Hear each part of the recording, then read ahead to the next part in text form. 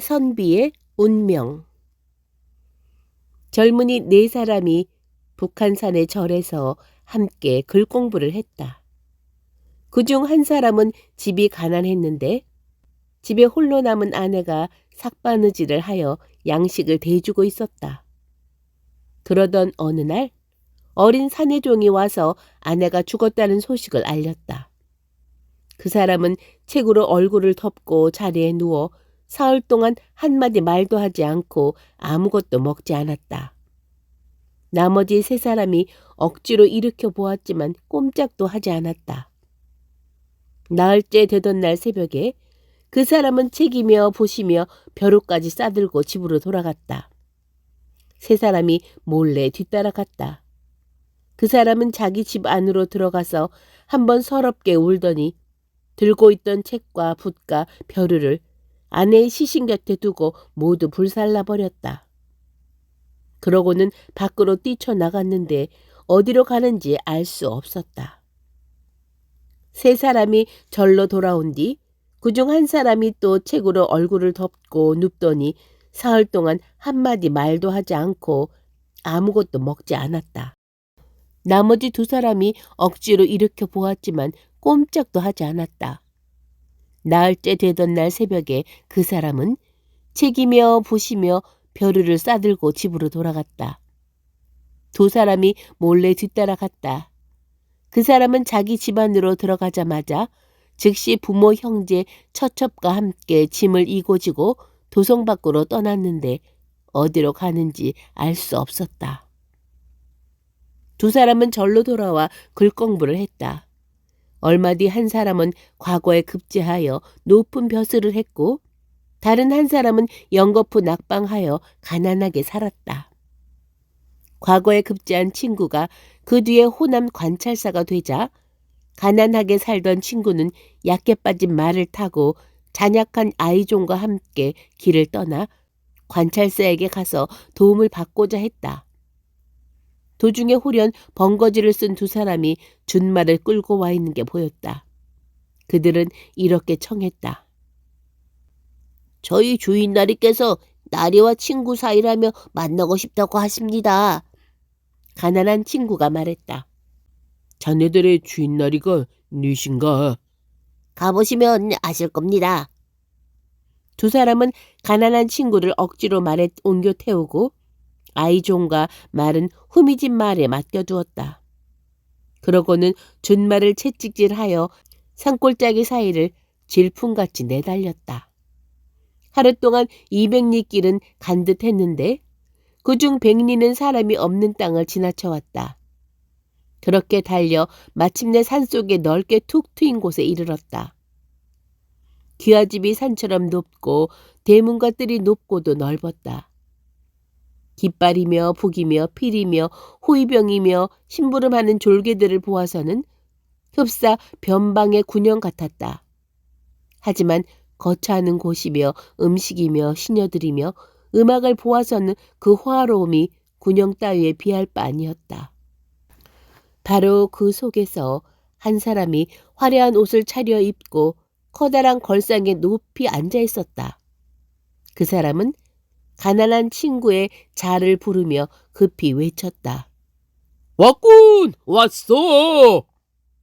가난한 친구가 황송하여 종종 걸음으로 다가가 불빛 아래서 가만히 보니 그 사람은 바로 불을 지르고 떠난 친구였다. 저도 모르게 자를 부르며 말했다. 자네가 어찌 이런 곳에 와 있는가?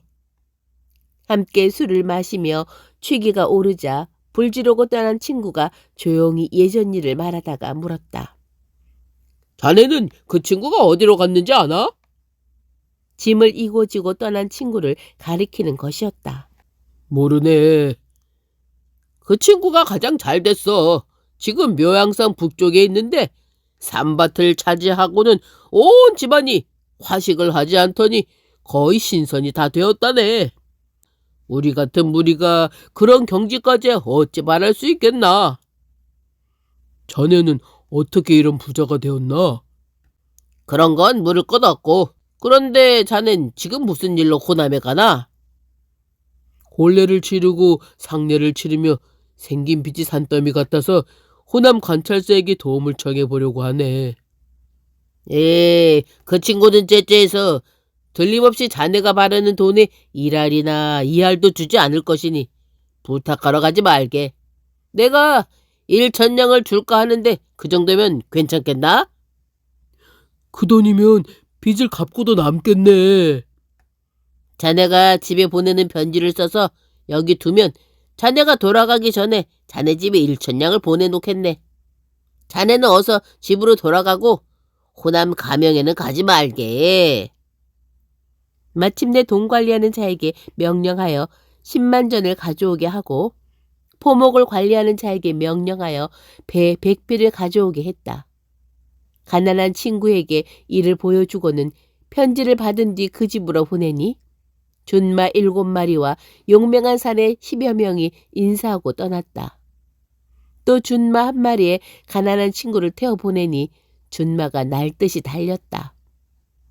가난한 친구는 자신의 종과 말을 찾은 뒤 서쪽으로 돌아가려 하다가 문득 다시 호남 가명을 향해 갔다. 가난한 친구는 명함을 들이고 들어가자마자 불지르고 떠난 친구의 거처와 수하의 졸개들이 이러저러함을 말했다. 관찰사가 말했다. 자네가 과연 그 친구의 처소에서 직접 본 일인가? 그렇다네. 지금 그 친구를 붙잡으라는 조정의 분부가 있네. 그 친구가 도적의 괴수가 된 지 벌써 20년이 됐기 때문이지. 내가 지금 용맹한 장교와 영리한 아전 수천 명을 징발하고 자네를 향도로 삼으면 반드시 잡을 수 있을까? 잡는데 무슨 어려움이 있겠나? 그렇다면 나는 공을 세워 벼슬이 올라갈 것이고 자네 또한 공을 세워 벼슬을 받게 될 테니 역시 좋은 일 아니겠나? 가난한 친구는 매우 기뻐했다. 호남 관찰사는 은밀히 인근 읍에 공문을 보내 아전과 장교를 선발하고 전주의 정예 군사를 모두 징발하니 도합 2,000여 명이나 되었다. 관찰사는 몸소 부대를 거느리고 가난한 친구로 하여금 기병 100명을 거느려 앞장서게 했다. 가난한 친구가 지난번 아이종과 말을 남겨두었던 곳에 이르러 손가락으로 선길을 가리키며 관찰사에게 말을 전하고 있는데 호련 말을 탄 용맹한 사내 10명이 준마 1마리를 이끌고 산에서 날듯이 내려왔다.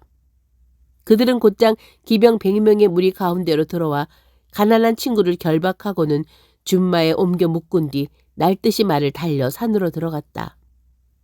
관찰사는 깜짝 놀라 정예 기병으로 하여금 추격하게 했지만 아득히 종족이 보이지 않았고 산속에는 갈림길이 많았다. 정예 기병이 돌아와 보고했다. 어쩔 도리가 없었습니다. 관찰사는 마침내 진을 치고 기다렸다. 말탄 사내 10명은 그날 안으로 가난한 친구를 데리고 가서 두목 앞에 대령했다.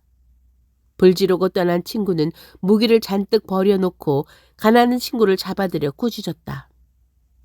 너는 왜 친구의 정이 없느냐? 관찰사도 사리에 밟지 못하구나. 지가 나를 잡을 수 있을 줄 알고?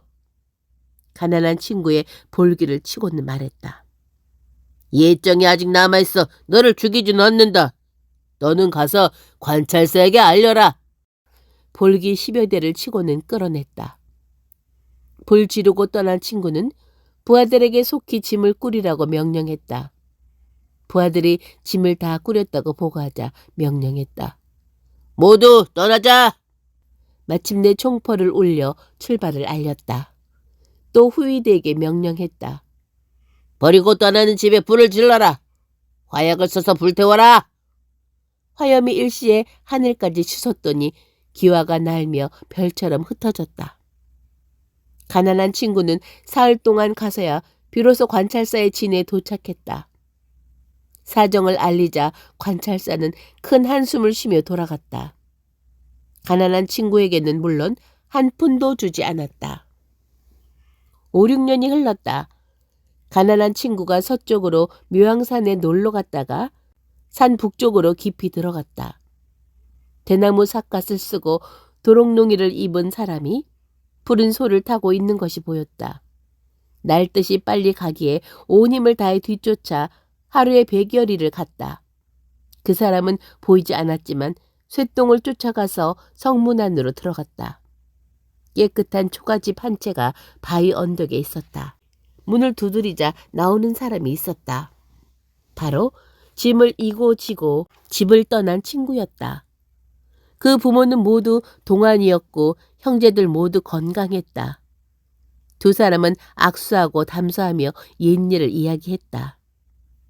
며칠을 지낸 뒤에 짐을 이고 지고 집을 떠난 친구가 꾸짖었다. 불지르고 떠난 친구는 참으로 사형을 당할 만한 큰 도적이었지만 자네는 어쩌자고 향도 노릇을 했단 말인가? 자네는 너무도 신의가 없어.